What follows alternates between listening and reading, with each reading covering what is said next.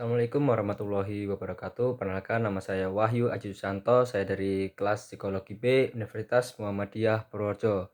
Di sini saya akan menganalisis sebuah kasus pelanggaran kode etik. Langsung saja, seorang psikolog Syarli Solihin dan klinik tempatnya bekerja, yakni digugat ke Pengadilan Negeri Jakarta Selatan. Mereka digugat lantaran telah diduga melanggar kode etik psikolog. Gugatan ini menyusul gagalnya dalam proses mediasi oleh PN Selatan antara pihak tergugat yakni Shirley dan tempat ia bekerja dengan pihak penggugat seorang warga negara Australia bernama Dennis Anthony Michael Kidd. Pengaduan tersebut disebabkan pihak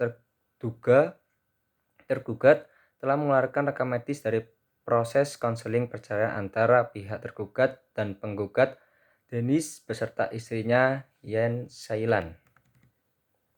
Kita sudah kirim somasi tapi tidak ada tanggapan positif. Kita sebenarnya hanya minta maaf dan cabut dari tergugat tapi tidak ada. Jadi kita adukan ke pengadilan. Mereka anggap yang dilakukan sesuai prosedur, tapi prosedur yang mana? ICAC akan berprinsip menjaga keberahasiaan, tapi ternyata tidak menjaga kerahasiaan klien kami. Jelas kuasa hukum Dennis Andrew Bimaseta Siswati Harjo di Jakarta pada hari Rabu tanggal 2 bulan 10 2013.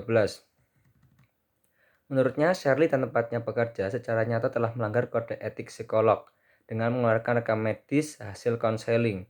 Upaya mediasi sebelumnya telah dilakukan oleh PN Selatan namun gagal lantaran pihak ICAC dan Shirley bersikukuh tidak bersalah terkait proses keluarnya rekaman medis yang sejatinya bersifat rahasia. Padahal dalam konseling yang dilakukan tidak pernah membahas soal anak, apalagi soal yang dituliskan oleh pihak ICAC, di mana dikeluarkan Luke telah mengalami gangguan kecemasan yang disebabkan pengalaman buruk masa lalunya atau penyekapan oleh ayahnya pada 20 Mei 2012, terang Andrew. Kliennya pun merasa telah dirusak nama baiknya karena dalam rekam medis yang dikeluarkan oleh ICAC melalui Dr. Shirley tercantum nama Dennis telah melakukan penyekapan dan penyiksaan terhadap anaknya, Luke Xavier Kidd.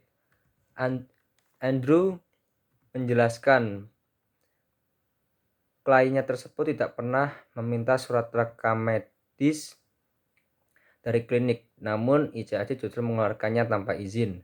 Kami sudah meminta pendapat terhadap pihak organisasi psikolog dan menyatakan apa yang dilakukan oleh Shirley dan ICAC salah. Itu akan jadi bahan masukan kami, tukasnya.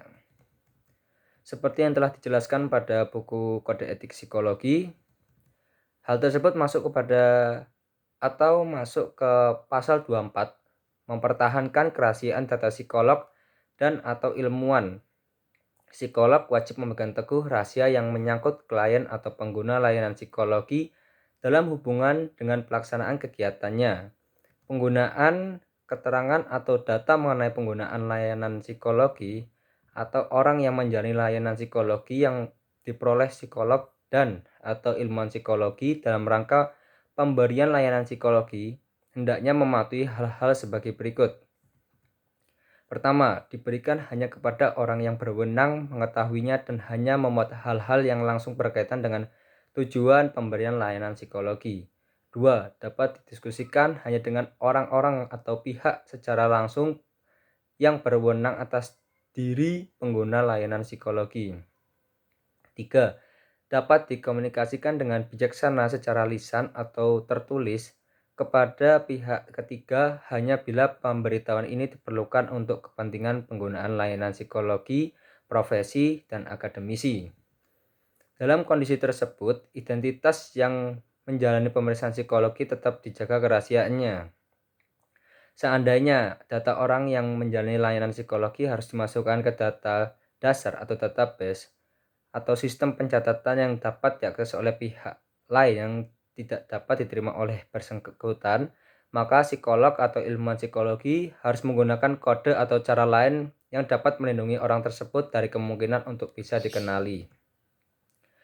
Terus selanjutnya dari kasus tersebut juga tercantum dalam pasal 26, pengungkapan kerahasiaan data. 1.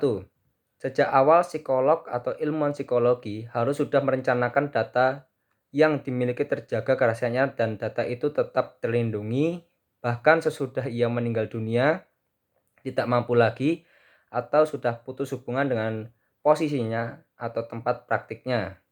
2. Psikolog atau ilmuwan psikologi perlu menyadari bahwa untuk pemilikan catatan dan data yang termasuk dalam klarifikasi rahasia, penyimpanan, pemanfaatan, dan pemusnahan data atau catatan tersebut diatur oleh prinsip legal. Ketiga dan terakhir, cara pencatatan data yang kerahasiaannya harus dilindungi mencakup data penggunaan layanan psikologi yang seharusnya tidak dikenai biaya atau pemotongan pajak.